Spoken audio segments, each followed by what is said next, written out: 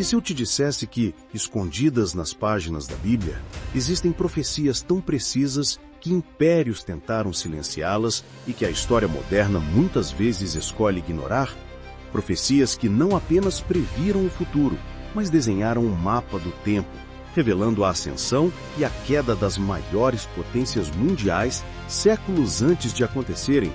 Você está preparado para a verdade que foi guardada por milênios?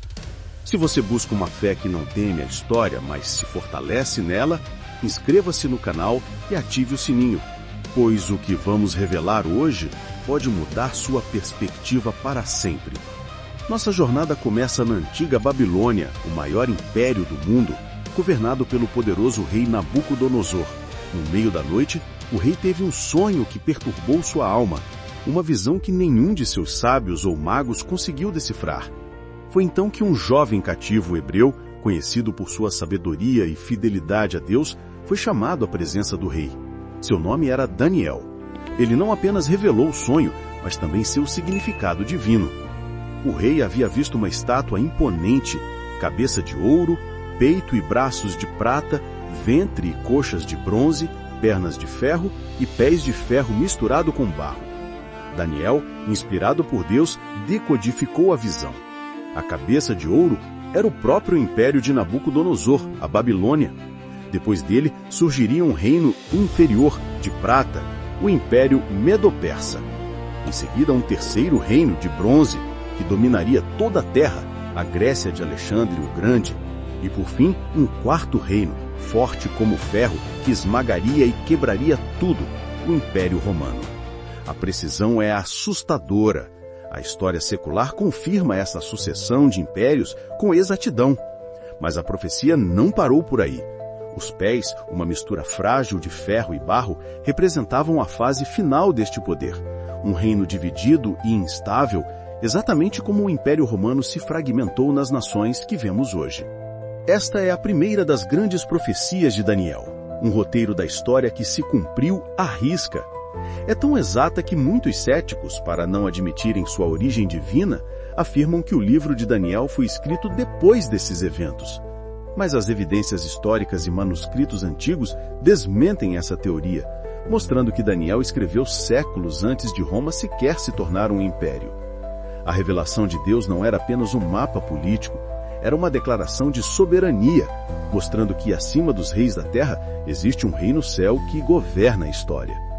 E essa primeira visão era apenas o começo, uma moldura para revelações ainda mais detalhadas e profundas que viriam a seguir. A visão da estátua foi dada a um rei pagão em uma linguagem que ele entenderia: poder, riqueza e domínio humano. Mas anos depois, Deus concedeu ao próprio Daniel uma visão paralela, revelando a natureza espiritual por trás desses mesmos reinos. Em Daniel capítulo 7, a perspectiva muda do palácio para o divino. Daniel vê 4 grandes bestas emergindo do mar tempestuoso, representando as nações em conflito. A primeira era como um leão com asas de águia, um símbolo conhecido da Babilônia. A segunda era um urso, representando a força bruta e conquistadora do Império Medo-Persa. A terceira era um leopardo com 4 asas e 4 cabeças, simbolizando a velocidade impressionante das conquistas de Alexandre o Grande e a subsequente divisão de seu Império Grego entre seus 4 generais após sua morte. Cada detalhe é um selo de autenticidade histórica. Contudo, a quarta besta era mais aterrorizante, diferente de todas as outras, terrivelmente forte, com dentes de ferro e 10 chifres. Esta besta, assim como o ferro da estátua, representa o Império Romano, sua capacidade de esmagar e sua eventual divisão. E é aqui que a profecia se aprofunda e se torna ainda mais controversa. Dentre os 10 chifres, surge um chifre pequeno, uma entidade que blasfema contra Deus, persegue os santos e tenta mudar os tempos e a lei.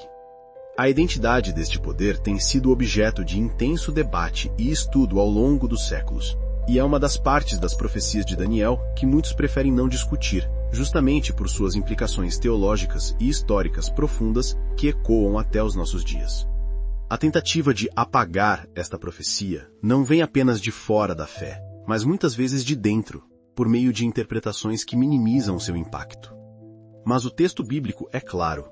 Haveria uma força que se oporia diretamente a Deus e ao seu povo, surgindo da estrutura do Quarto Império.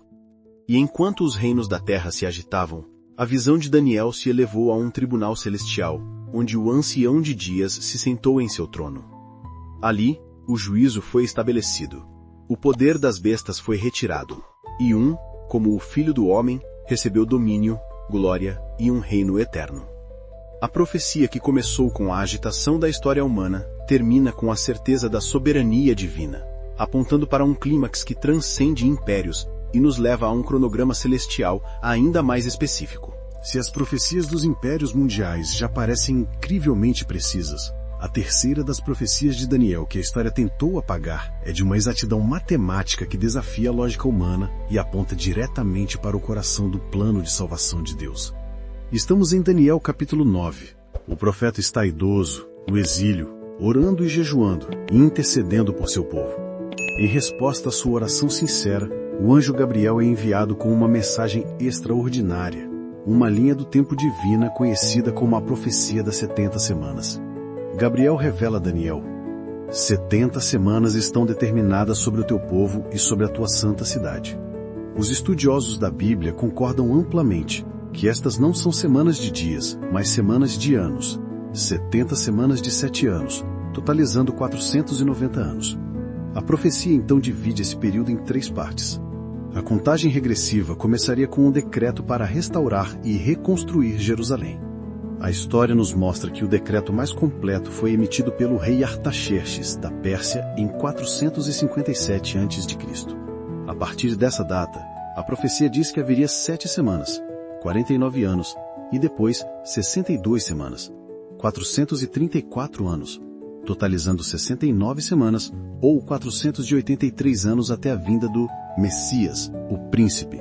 Se você calcular 483 anos a partir de 457 a.C., ajustando para o calendário e a ausência do ano zero, a data nos leva precisamente ao ano 27 depois de Cristo, o ano exato em que Jesus foi batizado por João Batista e iniciou seu ministério público, sendo ungido pelo Espírito Santo. A precisão é de tirar o fôlego. A profecia continua, afirmando que, depois das 62 semanas, o Messias será cortado, mas não para si mesmo. Isso aponta para a crucificação de Cristo. Esta profecia tão poderosa, um argumento tão forte para a identidade de Jesus como o Messias prometido, que ao longo dos séculos, inúmeras tentativas foram feitas para reinterpretar os números, mudar a data de início ou espiritualizar o significado, essencialmente tentando apagar sua clareza impressionante. A precisão desta profecia te surpreende. Comente aqui embaixo qual desses detalhes mais te impactou. Sua interação ajuda a levar esta verdade a mais pessoas. A profecia de Daniel 9 é um dos pilares da fé cristã, uma prova matemática de que Jesus não foi apenas um bom homem, mas o Salvador enviado por Deus no tempo exato que Deus havia determinado. E se Deus foi tão fiel em cumprir essa promessa do passado, o que isso nos diz sobre suas promessas para o nosso futuro? A precisão matemática das profecias de Daniel não é apenas um fato histórico fascinante, é a assinatura de Deus na história, uma garantia de que sua palavra é inabalável e digna de toda nossa confiança. A estátua de Nabucodonosor, as bestas do mar e o cronograma das 70 semanas não foram revelados para satisfazer nossa curiosidade sobre o futuro. Foram revelados para fortalecer nossa fé no presente. Pense nisso. Se Deus mapeou a ascensão e queda dos maiores impérios do mundo e cronometrou a vinda do Messias ao ano exato, séculos antes de acontecer, podemos ter a certeza absoluta de que Ele está no controle de todas as coisas, inclusive dos detalhes da nossa vida. A história não conseguiu apagar essas verdades. Impérios se levantaram e caíram, exatamente como Daniel previu. O Messias veio e foi cortado, exatamente como a profecia determinou. A palavra de Deus permaneceu. O próprio Jesus, ao falar sobre os sinais do fim, referiu-se diretamente ao profeta Daniel, validando suas palavras e mostrando sua contínua relevância para as gerações futuras. Isso nos mostra que as profecias de Daniel não são apenas sobre o passado. Elas contêm princípios e promessas que ainda estão por se cumprir. A mesma profecia da estátua, que previu os 4 impérios, termina com uma pedra, cortada sem auxílio de mãos que atinge os pés da estátua e se torna uma grande montanha que enche toda a terra. Essa pedra é o reino de Deus, um reino eterno que jamais será destruído. Essa é a nossa esperança. Em um mundo que parece cada vez mais caótico e instável, como os pés de ferro e barro, as profecias de Daniel nos dão um alicerce sólido. Elas nos motivam a viver não com medo, mas com fé e propósito, sabendo que a história não é uma sucessão aleatória de eventos, mas o desenrolar do plano soberano de Deus. Não aceite apenas a minha palavra. O convite é para você. Abra o livro de Daniel. Leia, estude, compare com a história. Use recursos confiáveis, como comentários bíblicos e estudos históricos, para se aprofundar. Se esta jornada pelas profecias de Daniel fortaleceu sua fé ou despertou sua curiosidade, compartilhe este vídeo com alguém que precisa ouvir essa mensagem de esperança. E claro, se ainda não faz parte da nossa comunidade, inscreva-se para continuarmos descobrindo juntos os tesouros escondidos na Palavra de Deus. A verdade não foi apagada. Ela está esperando por você.